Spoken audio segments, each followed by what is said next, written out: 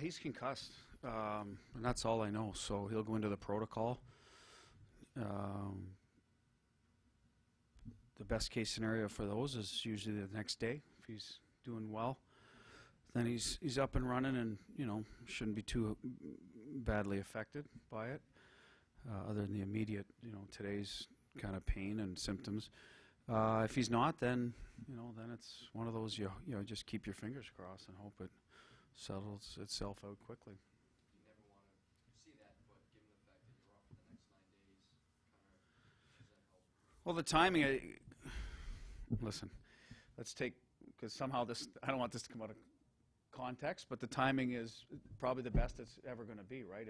If you're going to have this injury, because you do have 9 days before you play again. So for any player, but there is no good timing. Having said that, because who knows how it'll play out for him. So it's unfortunate. We've been healthy at the goaltender position. That's the one position we've avoided any serious injury. We've been hurt at every other position. So it looks like it's going to be one of those years we're going to be tested at every position. So you really have luck there. Did you go to the hospital? I don't know. No idea. And if you've been in a situation in the American League that you had to go to the E-bug there, if the next guy gets hurt? I don't know. What's the Emergency backup. oh, sorry. The American League, I can't remember the last time a goalie went out, like in live action. I don't know what we did, to be honest with you. I think we had an equipment manager nearby that was always our designated backup that might even have worked at the rink, maybe for the other team, or it was around. So he would fill in, but Kevin, I can't recall the last time it happened. There was a guy in there. I did not even introduce myself. I was kind of looking at stuff between periods. Glad we did. So I assume that I think every team in the league has a guy on calls for either team.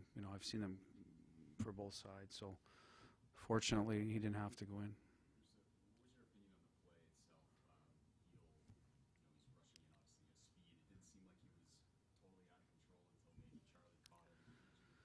I don't think there's intent to hit the goalie. I think that's rare. There's probably a player or two that tries not to get out of the way, for sure.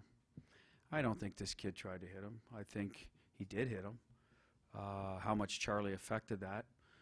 I could see, first reaction is, did the goal go in because he hit him, or the puck went in first, clearly, so it's a good goal. But I thought there's nights it would have been called goalie interference after the goal, and we would have been on the power play. Not that tonight would have been the best night for that, but at the end of the day, I've seen that call. He didn't make it. He felt Charlie had something to do with the contact, and so you move on. Bruce, when you come back, you have a conversation, or maybe even it's another conversation about scoring a goal and then giving it right back or giving it a great chance. You're not really sustaining it. Mike, I think there comes a time, like we have Stanley Cup champions in the room. We talk about leadership with this team all the time and how good it is. And it didn't change today.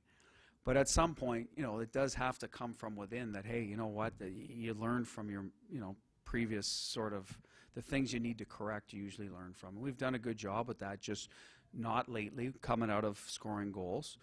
So I got to take a long look in the mirror and see if I'm putting the right people out on the ice after. But I'd like to think our guys are all good players, and you're kind of sticking with a matchup. Generally, you're not throwing your kind of least dependable players against their. You're trying to stay with the matchup. So I think some of that is incumbent on our group to recognize it. It's like, I think tonight our starts for a long time were good. We went backwards a little tonight. Like you got to be a self-motivator to be a successful player in this league.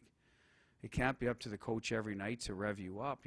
We give them information. We prepare them the day before. We do some stuff in the morning.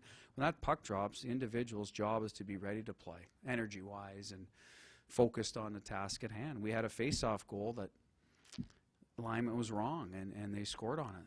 Second goal, we were just not in the right spots. And, part of that's on our staff, and part of it's on the player to get it right, and we get there late, and it's in the net. So some of those things crept into the game tonight. I was asked this morning, will our focus be on, maybe it was on the break. But I don't want to use that as a crutch because it's happened to us. You've just pointed out it's happened to us how many games now? 4, 5, 6 where we've kind of let off the gas or got comfortable or maybe thought it was going to be an easy shift the next one and wanted to extend the lead but not playing the right way. So there's a lot of those things that go into it, and yeah, we'll address it, but you know, you're not a teacher till the student listens, right? So you know, that's kind of part of it. We've got to buy in. Take two more, or two. Did you have a chance to talk to two of them? No. Thanks, everyone. The opponents that you've been losing to, a lot of teams behind you in the standings, is that I don't want to be disrespectful to any team. I think, you know, the Rangers are playing better hockey. You know, if they have any intention of making the playoffs, they got to make up ground. So they've got to be ready to go. I guess the Flyers the other night, we got loose. So I'd like to think our guys believe we're the better teams in these games, but you got to play like it.